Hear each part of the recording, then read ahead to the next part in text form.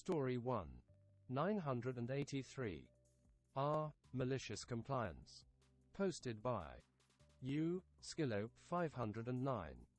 6 hours ago. Done being bullied by the Coast Guard.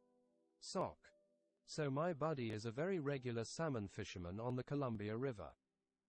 The river qualifies as navigable water through the locks of the dams. The Coast Guard regularly does safety checks and such, which H is very familiar with. Here's an example encounter for context of bullying. On this particular day, H has brought his 2 young daughters with him. They're leaving the marina and the Coast Guard speeds up to his boat, 6 or 7 people strong, all dressed in black with black masks and their rifles out, and quickly board his boat. His daughters, wearing life vests, are playing with Barbies, are startled and crying. They do their checks and leave. His daughters took a long time to go boating with him again because of the scary black men with guns. They return to the dock because their day is ruined. +1 for another unfriendly encounter with CG. The malicious compliance really starts with his next encounter. Coast Guard is going boat to boat for safety checks. He gets all the items they check for out at the rear of the boat to expedite the process when they get to him.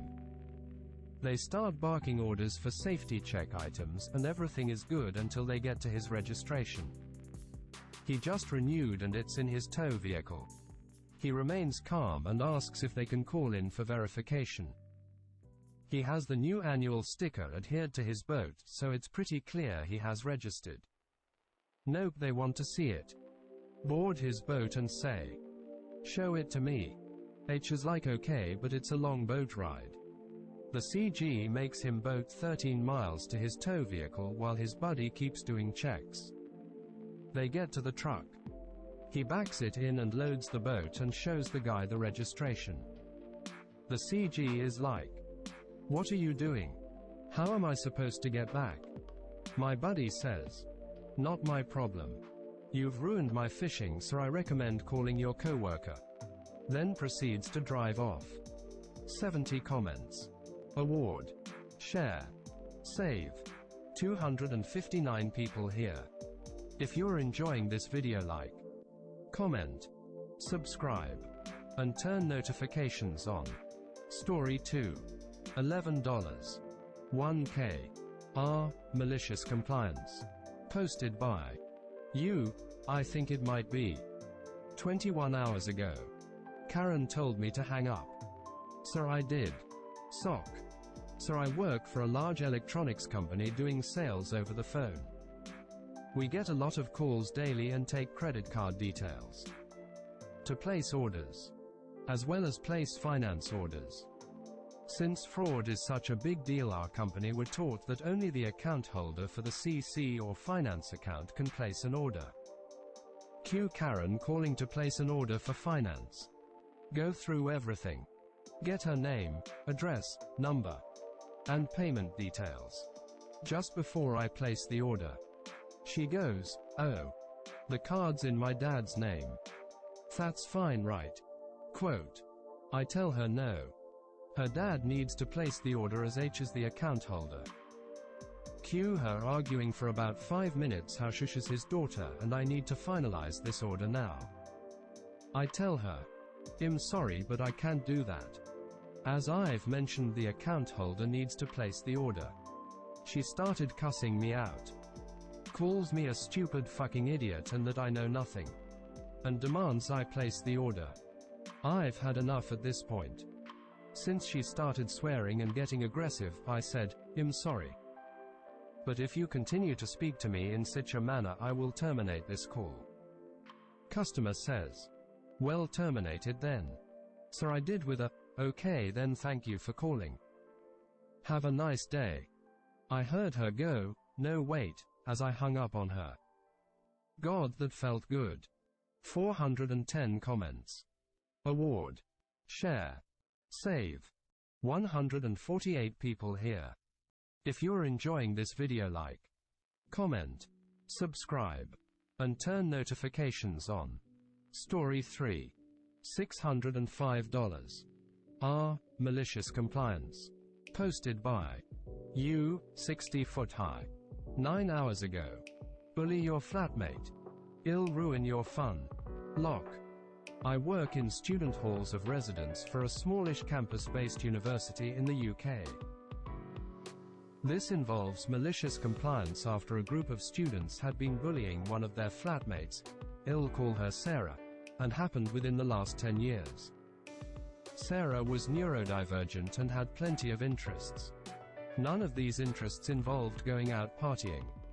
She preferred to live in a quieter, cleaner environment. The other 4 all had similar interests to each other, very typical first year in hall stuff. There were kitchen parties after clubbing at 3 a.m. Alleged drug use. Post-party leaving strangers passed out on kitchen floor. Empty bottles everywhere. And piles on rubbish, washing up, generally messy. Normally, a student would report this. We give out contact details that can be used for anonymous reporting. Or we'd offer flat meetings to help them find compromise, e.g. agreeing to limit parties to X times a week. Checking with each other before planning one in case someone has a big deadline and needs quiet on a specific night. Cleaning rotas, etc. And the cleaners could issue fines if it was a mess on weekly cleaning day. But Sarah was terrified of reporting anything and found interacting with staff very difficult. We only knew there was an issue because she would tell her mum. And her mum would tell us. We'd offered a swap. But she told her mum that she didn't want to move as it would disrupt her routine and it wasn't fair for her to be punished when she'd followed the rules. So we were working with her and her mum to try and get her to the point where she could formally report it. Referring her to well-being services. And doing random flat checks at night to see if we could catch the students using drugs, and had the cleaners on the lookout for evidence as well. This carried on until term 2, and by then the 4 had clearly decided they just didn't like her and thought she was weird. The inconsiderate behavior had escalated to bullying. She'd recorded them calling her some horrible names and played it back to us. But again refused to send us the recording and would formally report it. I appreciate she wasn't helping herself. But I don't think she was being deliberately difficult. She just really struggled with certain things. Her flatmates had definitely figured out what pushed her buttons. We were trying to mediate flat meetings. Trying to enable her to feel safe in reporting their behavior formally, etc. But it was obvious to staff that they wanted to push her to move out, and they had a friend who was always hanging out in their kitchen who clearly wanted to move in. One day she must have snapped and she threw a glass across the room, causing it to smash on a wall. It didn't hit anyone. But they jumped on this and all their parents were on the phone about how their daughters were living with someone dangerous. At this point we have no evidence of their bullying or breaches of their tenancy. But they have evidence against her and had all en masse filed reports. We have no choice but to move her. Here comes the malicious compliance. Not even before we'd sent cleaners into her old room we start getting requests for the friend to move in. Apparently, a supportive person would help with the trauma, and someone else in the room would give them closure. The idea of them getting their way in this manner infuriated me. Instead we asked one of our older and more experienced resident advisors, a final year student, if they could move in. This is someone they would not be able to bully and had a good idea about what had been really going on in that flat. It was a nice flat in a very new building. So it was a bit of a perk for them as well. The best bit was the parents ringing to complain about how we'd moved a stranger in and how upset their daughters were. When I explained we'd put a very experienced resident advisor in there who had training in peer support. All their arguments collapsed. The requirements. Supportive person and room relat for closure. Tick and tick. Sorry. No more kitchen drug parties for your daughters this year. Please. Sarah didn't have any further action taken against her for the glass throwing. She did actually get some additional well-being involvement, and it was deemed that the move was penalty enough, an incident unlikely to reoccur.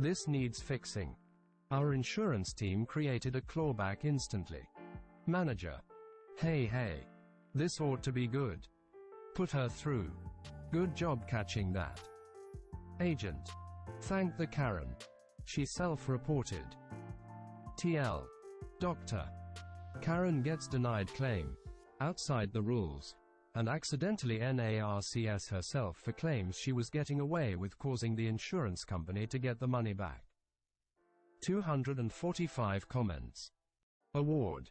Share. Save. 358 people here. Thank you for watching, and if you enjoyed this video, like, comment, subscribe, and turn notifications on.